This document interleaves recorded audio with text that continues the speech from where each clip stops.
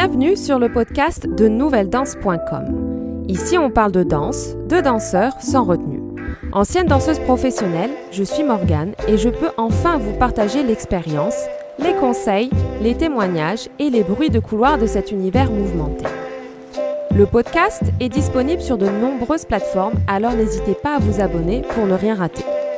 N'oubliez pas de mettre une bonne note ou un commentaire gentil, ce sera un bouquet de fleurs pour m'encourager pour la suite.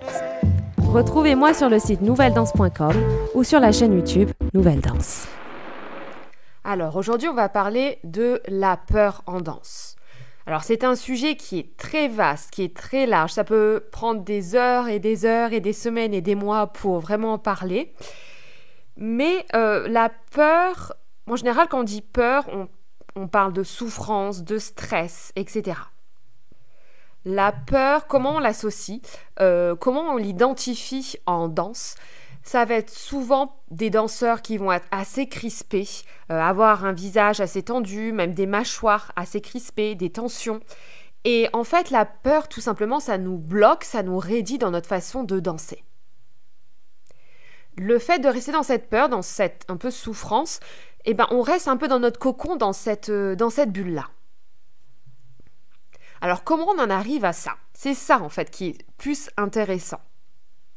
Le gros problème, malgré le fait qu'on soit en 2021, et je pense que quand même les mentalités ont évolué, surtout en danse classique, mais ça reste quand même pas mal fermé. Le gros problème pour moi, ça va être la transmission. Comment on transmet la danse classique? Même à mon époque, on nous transmettait, on m'a mis une petite graine dans la tête en me disant que la danse classique, c'est égal à souffrance. Je pense que tu en as déjà entendu parler ou que même quelqu'un t'a dit que la danse classique, c'est égal à souffrance et que c'est normal de souffrir en dansant. Mais la bonne question à se poser, c'est vraiment, est-ce qu'il faut souffrir? Est-ce qu'on doit vraiment souffrir lorsqu'on va faire des cours de danse classique? Et le gros problème de ça, c'est que quand quelqu'un te met ça en tête, on devient un peu, nous-mêmes, un peu fous et on prend même plaisir à souffrir. Même moi, quand j'étais à l'école de danse, je prenais du entre guillemets plaisir à souffrir, aller encore plus loin, etc. Parce que pour moi, c'était normal. Est-ce que c'est normal de souffrir tout le temps? Je pense pas.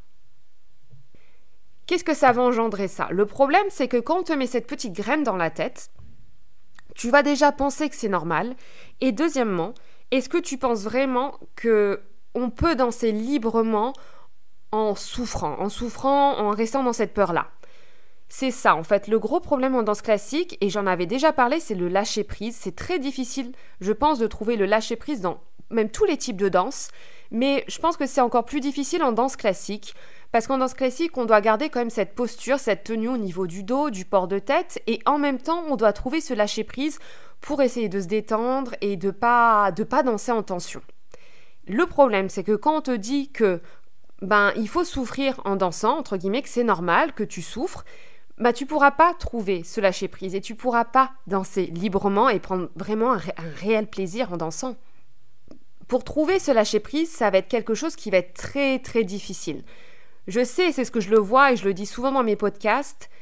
Souvent, les danseurs professionnels, des fois, tu vas en avoir qui vont être vraiment magnifiques, des pépites techniquement et même qui ont quelque chose artistiquement, mais qui ont du mal à se laisser aller, à danser librement et à lâcher prise, tout simplement parce que ça vient de ça, parce qu'on nous a mis en tête ça.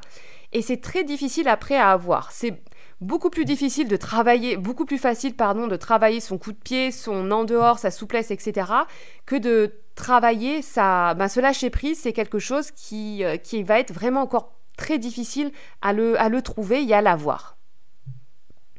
Et souvent, ce qu'on pense après, c'est que plus on souffre et plus on progresse. Et c'est faux. C'est pas parce que t'as pas souffert en cours de danse, que t'as pas transpiré comme une malade dans ton cours de danse, que tu vas pas progresser. La transpiration, les douleurs ne signifient pas une progression ou une évolution. En tout cas, pas d'après moi. Mais après, je dis ça, mais moi j'ai fait pareil. Attention, j'ai longtemps pensé qu'il fallait absolument transpirer. qu'il fallait toujours, entre guillemets, un peu souffrir, qu'il fallait toujours sentir tout le temps ses muscles, etc. Et j'ai pensé ça pendant très longtemps. Et c'est après, en grandissant, en voyant d'autres choses, en voyageant, en allant dans d'autres pays, rencontrant, en faisant de nouvelles rencontres, que je me suis aperçue que non, c'était pas normal et que ça me bloquait et que du coup, pour danser certains rôles de danse, c'est là où je me suis rendu compte que finalement, ça me bloquait énormément et c'est là où j'ai commencé ma façon d'aborder mes cours de danse et ma façon de danser. Après, quand je dis de souffrance, je veux pas aller dans l'extrême en te disant et te mentir en te disant que non, tu dois rien souffrir, que tu dois rien sentir pendant ton cours de danse. C'est pas ça. Il y a seulement un juste milieu à avoir. C'est pas parce que je sens mon petit orteil qu'il faut arrêter le cours de danse, d'accord ? Forcément, tu vas sentir tes muscles qui travaillent pendant tes cours de danse. Forcément, tu risques de transpirer un petit peu, mais il y a un juste milieu. En fait, faut pas que tu ailles au-delà de tes limites. Ça, après, c'est le travail du professeur aussi de t'aider, de trouver ton juste milieu en te disant attention, là tu vas trop loin, t'as pas besoin de mettre toute cette énergie-là, de mettre toute cette force-là, ou attention, là je suis sûre que tu peux pousser un petit peu plus, au contraire, vas-y un petit peu plus. Le professeur doit t'aider pour trouver justement cette balance et ce juste milieu. Il faut pas aller dans l'extrême de toujours danser en souffrance et dans l'autre extrême de rien sentir. Donc il faut vraiment que toi après, tu prennes conscience de ton propre corps et il faut que tu trouves après tes propres limites. Et quand on parle de peur, je le vois durant les cours de danse, on a souvent peur du coup de mal faire. Je vais prendre un exemple, par exemple des pirouettes. On a peur de mal faire, on a peur de ce que va penser l'enseignant, de ce que pensent les autres élèves. Il faut absolument réussir. Et finalement, c'est toujours une question de peur qu'on a en nous. Et là, par contre, je pense qu'il faut changer. Ce qu'il faut changer, c'est qu'il faut arrêter de se poser toutes ces questions avant d'aborder, par exemple, les pirouettes. Les pirouettes, ça peut être autre chose, hein. Mais il va falloir changer, en fait, ta façon de penser. À la place de te poser la question de ce que les gens vont penser de moi, ou il faut absolument que je réussisse, c'est comme ça, je dois bien le faire. Pose-toi la question, ok, pourquoi par exemple j'arrive pas à tourner aujourd'hui, pourquoi j'arrive pas à faire les pirouettes ou pourquoi j'ai peur, peut-être qu'il faut que je travaille ça, peut-être que je vais aborder comme ça les pirouettes, peut-être que là je vais faire qu'une pirouette, après je vais en faire deux, peut-être qu'il faut que...